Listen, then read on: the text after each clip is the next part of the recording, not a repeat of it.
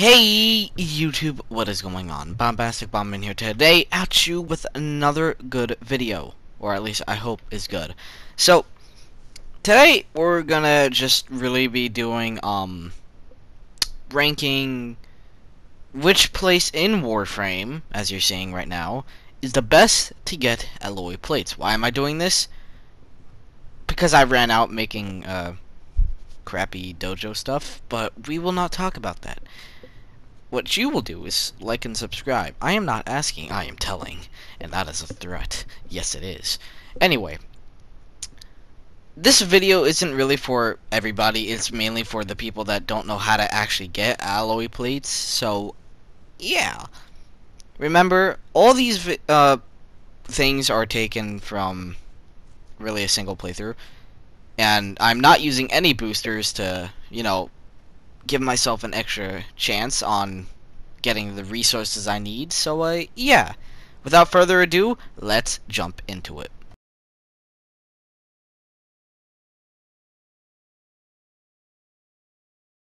Alright, starting off in Teresa, Venus, mission type, defense. All these are going to be defense, so you know.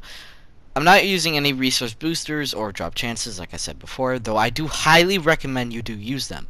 I'm playing Gara Prime with Fang Prime, Nadaruk, and Lex Prime. I'll give a rundown of my setup with mods and whatever. But she's good because she has that defense wall that she can do and defend the cryopod. Now, jumping straight into first wave of wave 5, we can see that I get 379 alloy plates, which is a really good start for Venus. For, newcomers, as we see there, 379, and that's the editing. Going into the mission itself, it's pretty easy and everybody can do it if you're, not bored like me, because I decided to put myself to do this video. But ignoring that, pretty easy all around, 3 to 5, I believe, level type of enemies. But I do recommend you play as Gara if you have made it up to Saya's Vigil quest line. Do highly recommend you play Gara. She is a really, really good character for defense type missions. Nadaruk, you get at the end of the game. Not gonna explain that. If you've seen my War Within stream, then you know how, whatever. I mean, not War Within, the New War quest stream, which you've probably seen by now, and you most likely know how to get it. Moving past that, Fang Prime is a really, really good, mastery rank 8, 9, whatever. One of those. It's a really good, weapon. But most of you probably just started the game and moving to Venus really, really fast. And you're probably not going to make it to wave 15 without a little bit of help. So that's why you should always play with friends. I'm doing this solo because, well, I have no friends. And second of all, I don't need them. Yeah. But, like I said, do highly recommend bringing a friend along if you have them available, to say the least. But of course, always, bring resource drop chances, because it will definitely increase your odds. Now, moving up into the waves, to wave 9 to 10, we can see that the levels obviously get harder. Of course, they're supposed to. But if you have a friend who's late into the game and already has Necros Warframe, ask them to help you farm, because Necros, I'm pretty sure, has a drop chance increase when you, as a passive ability when you play as him. I could be wrong. I've been wrong before, but if you have a friend who knows how to use Necros and play him, definitely bring him along, or her. I'm not sexist. But if you don't have anybody to play with and you do really want someone to play with, go into the recruiting channel in the game and ask somebody if they can help you farm alloy plates, because you're new to the game and want somebody to play with. I do highly recommend using it because it actually helped me out a lot. Now, moving into wave completion, we can see that we got 593 alloy plates, which is a really, really good start. Now, to wave 15, because I didn't record anything else past wave 10, we can see that we get 2 relics, 85 oxium, and 793 alloy plates. Really, really good start.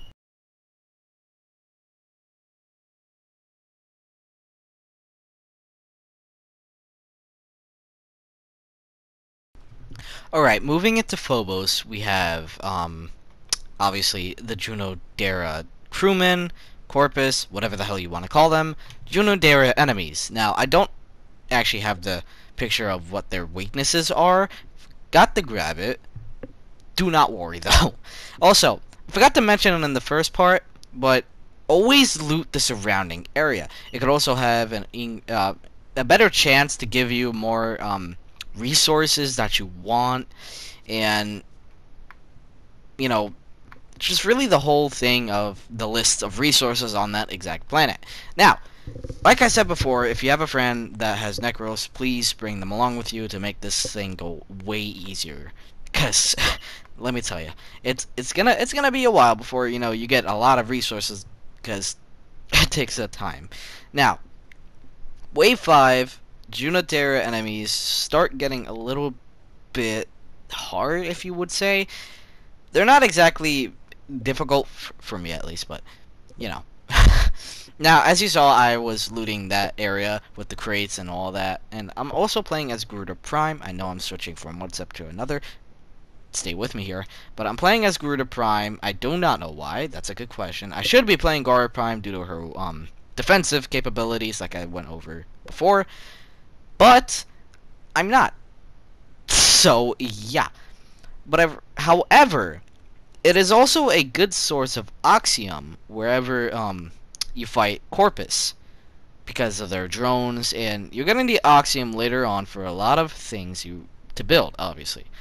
For one of the things I can name is a spear gun that needs oxium to build it. So definitely always get oxium when possible.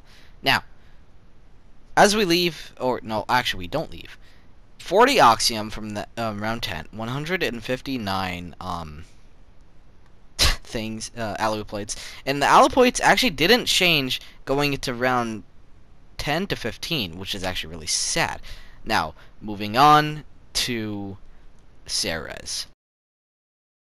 Alright, so as we enter Ceres, the main resources you can find here are Orokin cells, detonite ampules, alloy plates, and circuits. Circuits I don't care about. Alloy plates, most people probably should not care about. And Orokin cells and detonite ampules are really good starting items to farm. Unfortunately, I didn't get any in this mission, which it absolutely bums me out, because it would have been really nice to show you guys if I actually got some to prove that you can actually get them, but unfortunately I did not get any. So, moving into Ceres, we have the Grenier this time around, not the Corpus, which is actually real cool, because you mainly fight Corpus to get alloy plates. I can't speak today, I'm sorry. But once again, I'm playing as Gora Prime with Nadaruk, the Lex Prime, and the Fang Prime. Also, standing on this gets you electricity. I do not know why I didn't think of that before, but it is what it is. So, Grenier are weak to vile damage, which is, I believe, frost and toxic damage. Correct me if I'm wrong, but I'm pretty sure that's what viral damage is. I'm not sure, but the ferrite armor they have is puncture weak, I believe, or it's either impact damage or puncture damage that their ferrite armor is weak to. Now, alloy plates. Also, I got a Kavat incubator upgrade segment research, blah blah blah. You get that from that Hayeka Master. I think that's how you say it. Correct me if I'm wrong. But the Hayeka Master can drop that, as well as the Orokin Cell, which is why Ceres is actually a really good place to farm if you don't have that Kavat incubator segment upgrade thing. Now, as we move, I got hunted by parent sequence, and just to show you guys the immense power of Bombastic Bomb Man, I absolutely annihilated them. And see, I thought I was playing Garuda Prime, which is why I did that. I pressed triangle again because her ability is Seeking Talents, which basically hurts anybody's who's standing in her way, which is actually a pretty damn good upgrade. I mean, not upgrade, ability. But moving on from that, we can see that they get trapped in Garuda's wall. I mean, not Garuda. God damn it, Gara's wall. I get the names mixed up. Pardon me, guys. But all right. Now that we are done with Wave 5, the rewards, not too bad. 370 alloy plates is actually a pretty good start. As long as with the carbides, which you get from railjack missions, and you actually need to build your railjack later on in the game, is pretty good. Now, obviously, I got the Moa Spectre blueprint, which you can only get from Ergo Glass via ranking his syndicate up or killing them.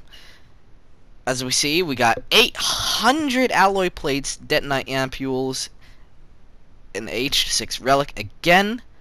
Wave 15, I obviously leave, but I got a P10 Meso relic, which I haven't checked out, but I'm pretty sure is Revenant Prime. Now, 1,000 go down. 1,326 alloy plates for that specific run is actually really good for beginners, like I said. Now moving into Jupiter, EO Defense. Once again, arriving on EO Defense in Jupiter, you're gonna deal with a lot of hate from Corpus. Let me tell you. Okay, so first, we obviously loot the surrounding area, like I said before, to get extra alloy plates and any good things. Now, Jupiter has neural sensors and Hexanon, which can be used to make the Wisp Warframe and her weapon, the Flumen, which is actually pretty good. Now, Wisp herself is a goddamn A-tier character due to her abilities with the reservoir and stuff. As we see, I loot the surrounding area, like I said, and make sure I got everything because, once again, as you see actually in the down at the bottom of the screen, I got 90 just off that one thing. Now, once again, playing Gora. Actually, since I am playing Gora, I might as well say you're gonna have to deal with these guys called nullifiers, which basically stop whatever you're doing. To say that to the least, give it the clearest example. I didn't catch any footage of it, but when a nullifier walked into my glass wall, instantly broke it. So that's what a nullifier basically does. It removes any buffs that you got from abilities and any stationary abilities. Like I said, my glass wall instantly breaks. I hate them. I must say, I really hate them.